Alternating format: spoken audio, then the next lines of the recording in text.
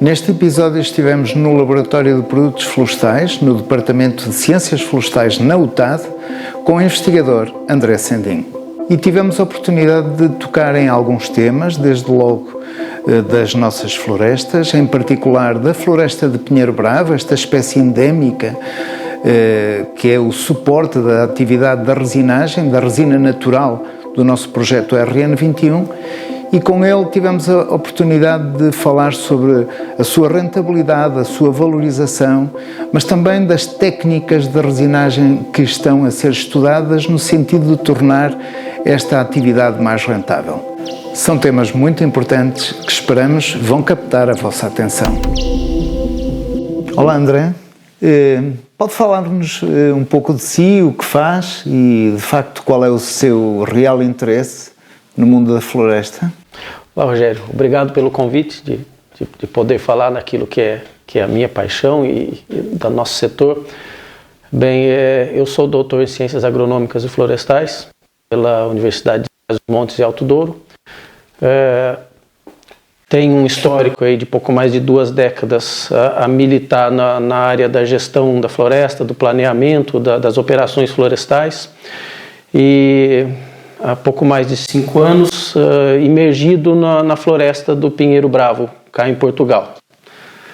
E com o interesse sempre de gerar conhecimento e gerar informação para que a nossa floresta seja cada vez mais sustentável, né? Em termos gerais, as florestas atravessam hoje um conjunto de situações preocupantes e neste contexto de alterações climáticas e de descarbonização, como é que as florestas se nos apresentam? Rogério, se me permite, antes gostaria de contextualizar um pouco essa questão da alteração climática. De uma forma muito simplificada, ela está baseada no aumento da temperatura do planeta, não é? Mas o planeta passa por ciclos de aquecimento e resfriamento, não é? Sabemos que as eras glaciais e depois esse gelo todo derrete e vamos para um período interglacial que normalmente as temperaturas são mais altas. O fato é que, apesar de haver esse processo natural, que é um processo astronômico, é um processo geológico, nós estamos a incrementar esse aumento, ou seja, a velocidade do aumento da temperatura da Terra é muito maior desde do advento da industrialização ou da Revolução Industrial, não é? Então, o grande problema é que esse aumento de temperatura faz com que as condições do clima, e não é só a temperatura aí, nós falamos também de clima como um todo, de precipitação e regime de chuvas e de ventos, se alterem numa velocidade muito maior do que aquela que os organismos vivos foram programados para se adaptar a ele. Então, acaba por ser uma incógnita como é que os ecossistemas vão funcionar nessa nova realidade, não é? Então, basicamente, a floresta está inserida nesse contexto, não é?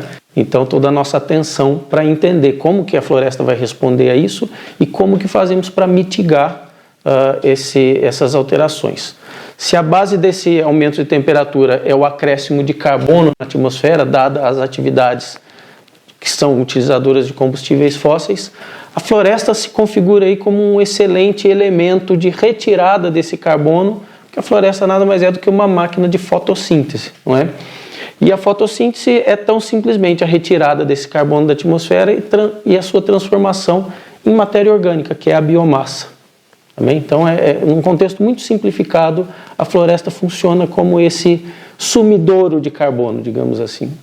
Interessa-nos também saber como é que as espécies endémicas contribuem para essa questão. Em particular, as nossas florestas de Pinheiro Bravo. Acha que elas são verdadeiramente importantes para Portugal e, no fundo, para este ecossistema? Não tenho dúvida nenhuma disso. Hoje o Pinheiro Bravo é a resinosa dominante em Portugal. São 713 mil, se eu não estiver enganado nesse número, são 713 mil hectares que nós temos de floresta de Pinheiro Bravo em diversos estágios. No seu estágio inicial, na regeneração natural, até estágios mais evoluídos, florestas já adultas. Se nós pensarmos que esses 713 mil hectares tem, em média, 90 toneladas de carbono acumulado ali, você imagina, multiplica 90 por 713 mil, nós falamos em algumas milhões de toneladas de carbono que estão ali presos. Mas aí alguém poderia dizer, bom, mas isso sempre existiu ou passou a existir a partir de um ponto, então isso não contabiliza. Agora imagina se essa floresta não existe e se esse carbono está todo na atmosfera, não é? Então não tenho dúvida que é um elemento da paisagem de grande importância para a retenção desse carbono. No entanto, sabemos que as florestas de Pinheiro Bravo enfrentam alguns problemas. Que tipo de medidas aconselharia para o seu correto aproveitamento, uma vez que a espécie Pinheiro Bravo, sendo endémica, assume essa importância? Há uma tendência de se enxergar não só a floresta de Pinheiro Bravo, mas os grandes maciços florestais como um passivo. Ou seja, talvez para a maioria da população, aquilo é uma quantidade de biomassa que está ali pronta a arder. Então isso é um problema, passa a ser algo que traz prejuízos sociais. Eu acho que o primeiro passo é nós revertermos essa lógica. A floresta tem que passar de um passivo que arde, para um ativo rentável. Efetivamente o que nós temos ali é valor, capital acumulado. A floresta tem valor. Portugal, a Europa precisa de madeira. Não é? Então acho que o primeiro passo é esse. Nós temos que reverter essa lógica. Então, e para revertermos essa lógica, precisamos reconhecer o valor da floresta. Mas para a floresta ter valor, ela precisa ser gerida, ela precisa ser gerenciada. E o que é essa gestão? A gestão são as inúmeras ações que nós imprimimos à floresta para que ela assuma o seu potencial máximo de valor. E quando eu falo valor, vamos nos basear agora nos valores incutidos na sustentabilidade, que é o valor econômico, o valor social e o valor ambiental. E aí existe uma série de medidas e de ações e de preceitos que devem ser aplicados para que nós cheguemos a esse valor máximo potencial da floresta. Falou e várias vezes no aumento da rentabilidade, portanto, em obter cada vez mais valor da floresta. Eu creio que aí a resinagem e a resina natural pode ter um papel muito importante. Pode-nos dar alguns números? Claro. A floresta tem um problema. Quando eu digo que ela é vista como um passivo, além de ser vista como passivo, ela tem um problema de liquidez. Imagina que você é proprietário de uma floresta e você só consegue tirar o primeiro retorno financeiro dela 15 anos depois ou 20 anos depois. Isso é um desestímulo à economia. Então, é um desestímulo a manter a floresta em pé, não é? E como resolver esse problema da liquidez? Nós sabemos que a floresta, no ritmo de crescimento que nós conhecemos do Pinheiro Bravo, eu preciso, para começar a ter uma biomassa aceitável no mercado, para ir 10, 12 anos, talvez um pouco antes, um pouco depois, a depender da gestão que fizermos. Mas eu posso ter atividades que são atividades anuais, que a partir do momento que a floresta atinge uma determinada maturidade, nos permitem aumentar a liquidez da floresta. E como? A resinagem, sim, é um dos elementos que podem trazer essa liquidez. Existem outros, serviços ecossistêmicos, o crédito de carbono e algumas outras atividades que podem ser desenvolvidas dentro da floresta para trazer essa liquidez. Mas a resinagem é certa que, além de trazer uma renda anual, e aí quando nós falamos em número, imagina que, em termos muito genéricos, eu preciso ter uma floresta, para o que é a legislação hoje, que tenha árvores acima de 20 centímetros de diâmetro à altura do peito e num número de pelo menos 400 árvores por hectare. Então, se eu tenho esse que é o patamar que nós convencionamos que é o patamar mínimo de sustentabilidade do negócio, a produzir aproximadamente 2 quilos de resina por ano, e se nós pensarmos que são 400 árvores, nós temos para aí 800 quilos de resina. A resina aproximadamente vendida na indústria a €1, coloquemos assim, são 800 euros, não é? Mas nós temos que pensar que são 800 euros e a floresta continua lá, a se valorizar, a ganhar volume, não é? Então, é algo que pode tornar a floresta mais atrativa. Mas, além disso, a resina natural ela vem para atender uma proposta de descarbonização que nós falamos lá ao início da questão das alterações climáticas. A resina é substituta de derivados do petróleo em muitas das suas utilizações. Então, além de imprimir a rentabilidade à floresta e a liquidez que a floresta carece para poder se tornar mais atrativa economicamente, ela ainda é ambientalmente mais saudável porque ela é um bem substituto de derivados do petróleo. André, mas em função do diferente tipo de gestão, podemos valorizar mais ou menos e obter essa liquidez que se pretende na geração de valor. Sim, sim. A gestão é uma série de ações que nós imprimimos à floresta para poder ter máximo rendimento da floresta. Então imagina que eu tenho uma área e eu tenho diversas formas de conduzir a evolução, o crescimento dessa floresta. Então eu determino o objetivo da floresta, se eu quero floresta de maior volume de biomassa ou de maior diâmetro ou para resinagem, ou melhor ainda, se é uma floresta multiproduto, não é?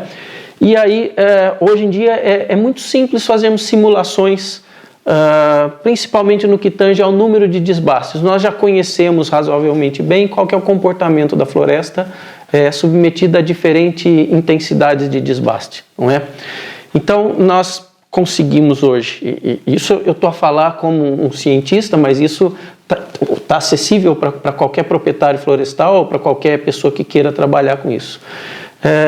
E a partir do número de intervenções, da intensidade dessas intervenções, eu consigo obter indicadores econômicos. Então, vamos imaginar, qual que é o número ideal de desbastes para eu ter o maior retorno financeiro da floresta? Um número que nós costumamos usar muito é o valor atual ou o valor presente líquido. Se eu trouxer o ganho dessa floresta para o momento presente, qual que é o valor em tese que eu teria em mãos, não é? Então, quanto que a floresta me dá de retorno financeiro. Então, a depender do objetivo da minha floresta, o número de desbastes pode ser 1 ou 2 ou 3. Nós fizemos um estudo aqui no âmbito do projeto Replante, que foi um projeto anterior ao RN21, que é o projeto que nós estamos a trabalhar agora, e percebemos, por exemplo, que nas áreas de estudo, em que o plano de gestão florestal previa 2 desbastes, a inclusão de um terceiro desbaste trazia melhores resultados. Aí alguém poderia dizer, mas como é que a inclusão de mais uma atividade que traz mais custo, que traz mais trabalho, pode trazer melhores resultados? Simplesmente pelo fato de que a resposta da floresta em termos de incremento de biomassa é muito melhor do que os 2 desbastes, ou seja, o que eu consigo acrescer de biomassa traz um retorno que suporta os custos e ainda me sobra alguma coisa. Imagina, por exemplo, que eu tenho a minha floresta com o objetivo de fazer também a resinagem. Nós conseguimos perceber que quando nós implantamos a gestão correta, nós conseguimos antecipar, ou seja, eu consigo ter floresta com as características de viabilidade financeira da resinagem 5 anos antes do que aquilo que teria se não houvesse o manejo. E mais do que isso, se nós fazemos a intervenção, quanto mais precoce for a intervenção, menores os custos de intervenção e maior a resposta da floresta àquela intervenção em termos de crescimento. Então, quando nós combinamos todos esses elementos, com os elementos de custos de exploração, com os elementos de custo de comercialização, logística, toda essa visão conjunta nos traz esse valor presente líquido, né, através do fluxo de caixa, através da implementação das operações florestais e nos permite dizer qual que é a melhor gestão. Isso vai trazer muito mais dinheiro para o proprietário, vai trazer muito mais emprego, vai trazer muito mais sustentabilidade, ao fim e ao cabo, para a floresta. Uma vez que falamos de técnicas de exploração da resina, sim, no projeto RN21 estão a ser desenvolvidas novos métodos e novas formas de extração que vão trazer melhor qualidade aos operadores e mais rentabilidade. Pode-nos falar um pouco sobre isso? Sim. O projeto RN21 é um projeto estruturante, é um projeto que prevê atingir toda a fileira da resina, não é? A resina, que já foi uma fileira importantíssima em Portugal, perdeu o seu valor. Perdeu o valor. Nós temos os problemas aí dos fogos, nós temos o problema da desertificação do território interior, o aumento da faixa etária, as pessoas começaram a deixar, o próprio mercado passou por um período em que não teve muito pujante, mas nós temos esse valor também aqui, que precisamos acrescer a floresta para irmos de encontro com aquela história de dar liquidez à floresta, não é? O projeto RN21 prevê isso, prevê atuar. No nosso trabalho específico, o Canaltad, uma das nossas tarefas, e minha tarefa mais especificamente, prevê o desenvolvimento de novas técnicas de resinagem. E eu vou falar novas com algumas restrições, porque é técnica que já em outros países, na França, na Espanha e até no Brasil, já estão a ser trabalhadas, mas é nova porque ela surge com uma nova proposta. O trabalho de resinagem, a operação de resinagem é uma operação suja, cansativa, de baixo rendimento, que exige muita mão de obra. O principal custo da resinagem é a mão de obra.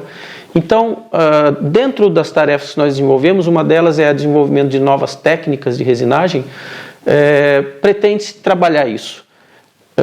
Se nós pensarmos hoje por que o mercado também não decola, nós temos um grande competidor, que é o meu país, que é o Brasil, não é? Que jamais Portugal, em termos de dimensão, vai conseguir competir com o Brasil. O Brasil tem muita escala, o Brasil tem um clima que favorece a fisiologia da planta, então a planta tem uma fisiologia que também favorece a produção, então tem produções muito mais altas, ao ponto da resina importada do Brasil chegar mais barata do que aquela que nós produzimos cá. Então nós precisamos encontrar diferenciais para que a resina de Portugal tenha competitividade e suplante a resina importada, para que o mercado comece a comprar resina nacional e não a resina importada. Desde logo reduzindo a sua pegada ecológica. Para lá, e aí tocaste muito bem. Pensa que a resina importada atravessa o Atlântico em um navio, não é? A emitir gás carbônico da queima dos combustíveis lá do transporte, mais os transportes internos. Então, pronto, esse já eu tocaria nisso como o primeiro diferencial, não é? E aí, além disso, de nós termos cá a possibilidade desse diferencial, nós precisamos buscar diferenciais. O projeto RN21, nesse sentido, busca alguns diferenciais. Um deles é essa nova técnica de resinagem. Nós nos deparamos, então, com uma dificuldade hoje, que é, por exemplo, mão de obra. Nós temos cada vez menos gente dispostas a fazer esse tipo de trabalho, menos gente no território interior. O que é um problema, porque a floresta fica menos frequentada também, não é? Então, nós trabalhamos uma técnica que é chamada técnica de resinagem em sistema fechado, e se você me permite, até então, esse saco plástico, esse recipiente, ele é o que recolhe a resina no campo. Então imagina que eu tenho uma árvore, isso aqui é agrafado na árvore, não é? E a resina escorre cá para dentro, isso fica aberto, chove, entra água, cai insetos, cai folhas. Então eu tenho uma resina exposta ao tempo, os produtos voláteis da resina que estão aqui vão-se embora, não é? Tem uma resina com uma qualidade muito deteriorada em função de ser um recipiente. Então, o que se pensou, e nós estamos a testar cá em Portugal? Nós trocamos esse sistema por um sistema fechado. Então, se perceber, esse é um saco plástico, tal como esse, um saco resistente, não é? Temos o problema do plástico aqui na mesma, mas a ideia qual que é? Se nós conseguimos, e é o que nós estamos a testar e com algum sucesso, acoplarmos isso aqui na árvore, nós temos uma série de vantagens. Primeiro, o sistema está fechado, não suja, a sujidade é menor.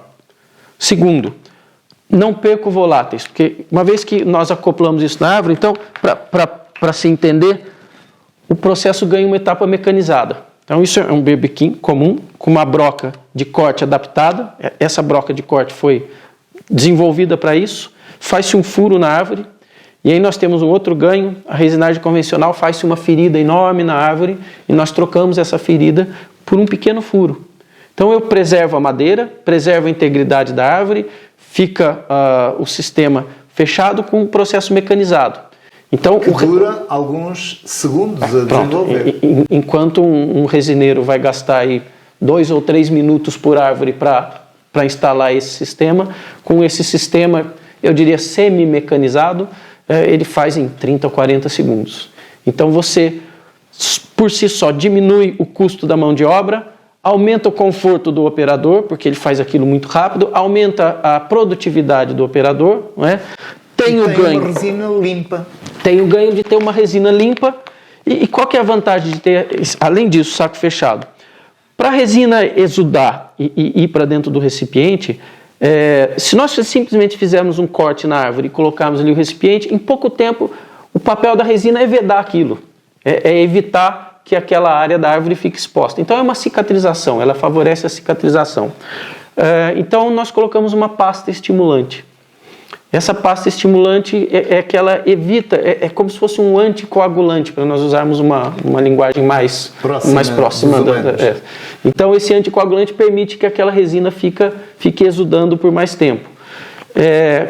Essa pasta, uma vez que ela está enclausurada, ela está aqui fechada, ela também tem menos, porque normalmente os compostos que fazem essa anticoagulação são compostos ácidos. A pasta que se usa hoje em dia é ácido sulfúrico. Então, é volátil. Então, quando está fechado aqui, eu seguro por mais tempo esse produto aqui, me permite usar um pouco menos, não é? O ácido, que é um produto agressivo, e a resina exuda por mais tempo. Então, se ela exuda por mais tempo, eu volto na floresta em intervalos maiores e utilizo menos sacos também. Ou seja, eu reduzo ainda um pouquinho a pegada de carbono, não é?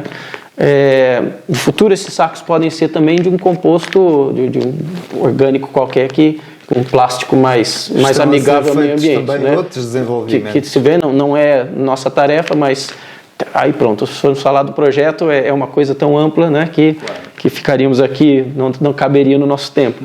Mas, então, essa resina, ela é mais limpa, ela é mais sustentável.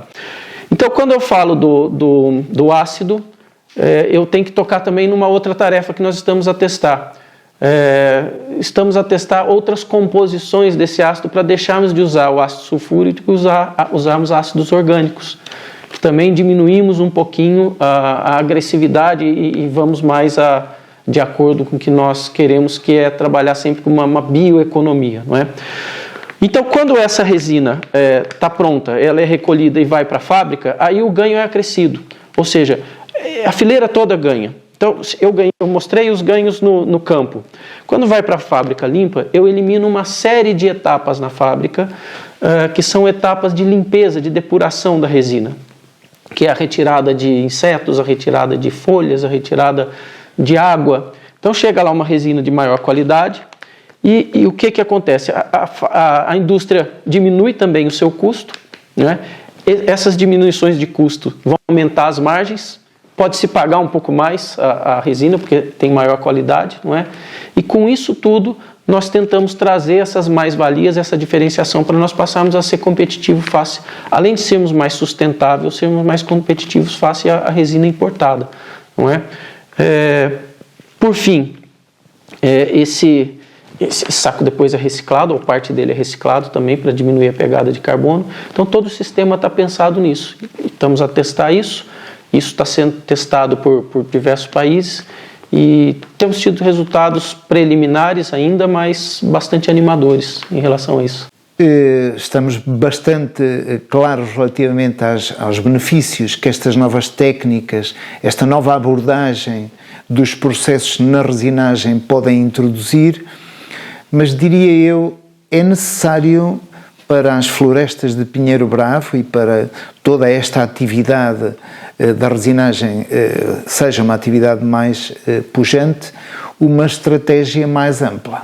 Parece-lhe que é mesmo assim? Eu vou dar uma opinião muito pessoal de quem estuda isso, mas eu acho que sim, a estratégia não passa só pela gestão florestal in situ. É preciso um suporte de políticas para que isso seja suportado, para que isso seja efetivado.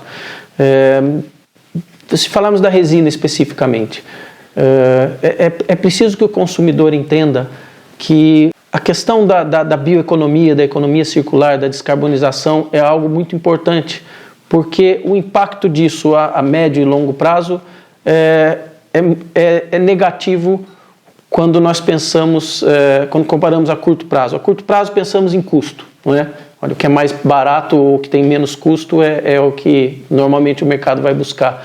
Mas esses custos vão ser sempre majorados, uma vez que o ambiente também vai ser menos propício à produção. Então, é preciso que hajam políticas públicas para valorização do produto com menos pegada carbônica. E aí é o que eu digo, é preciso estímulo, por exemplo, àquelas indústrias que consumam matéria-prima certificada. Então entra aí uma outra etapa do nosso trabalho dentro do RN21, que é a certificação. Então o mercado precisa, e eu tenho certeza que vai entender que quando eu consumo um material certificado, eu estou a dar sustentabilidade no processo.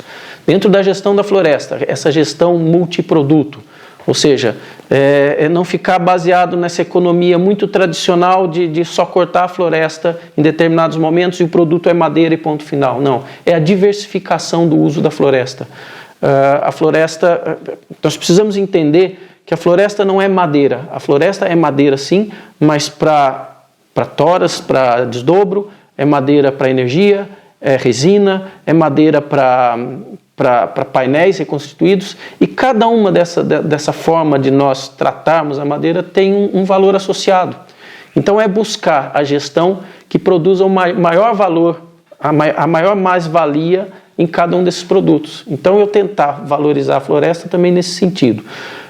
A política pública que tem por base hoje o subsídio à floresta, se eu quero gerir uma área florestal, eu tenho um apoio de um fundo ambiental, um fundo florestal que me subsidia essa atividade, não é?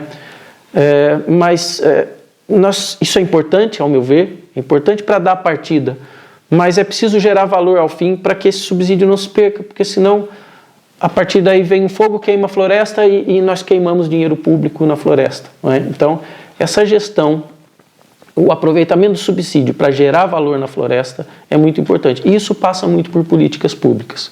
Por exemplo, a questão da resinagem.